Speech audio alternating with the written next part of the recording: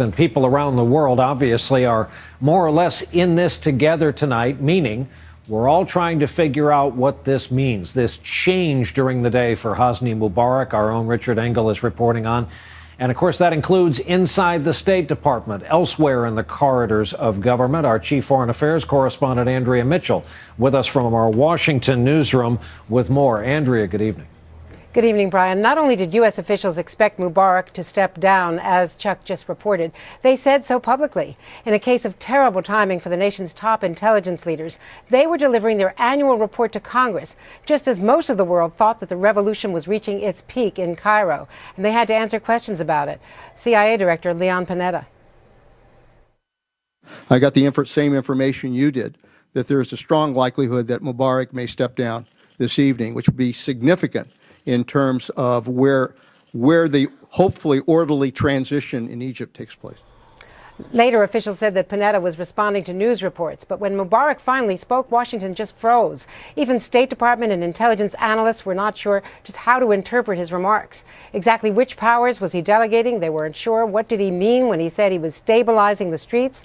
One official told me this is entirely fluid.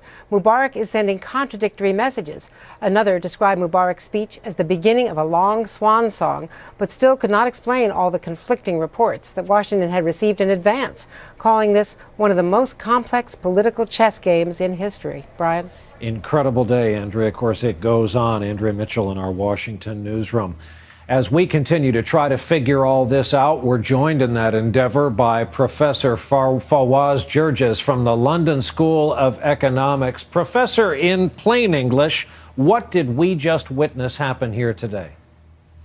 Well, Brian, what we witness is a regime disconnected from reality, clueless, out of it. President Mubarak and Suleiman, his vice president, don't appreciate the gravity of the crisis. In fact, Brian, I would say that the Mubarak regime has tested positive for cancer, yet Mubarak and Suleiman have deluded themselves. They have a migraine. And that's a very, very dangerous situation because they're disconnected from reality. It's a recipe for escalation, a recipe for a disaster for Egypt. And Professor, as you pointed out earlier today on the air, they may be being cheered on quietly by other Arab leaders who would love to see strength and resolve on the part of Mubarak. You're absolutely correct. Tonight is a good day for Arab dictators. They realize Mubarak is fighting to the end. They realize that they want to postpone the inevitable. They realize that Mubarak is not being humiliated. They realize that Mubarak is not listening to the Americans. It's another day for them. The tide has not fully shifted against them yet. It's helpful in our explanation of what happened today. Professor, thank you very much. I know it's late at night in London for sticking around to talk to us. Fawaz Gerges of the London School of Economics.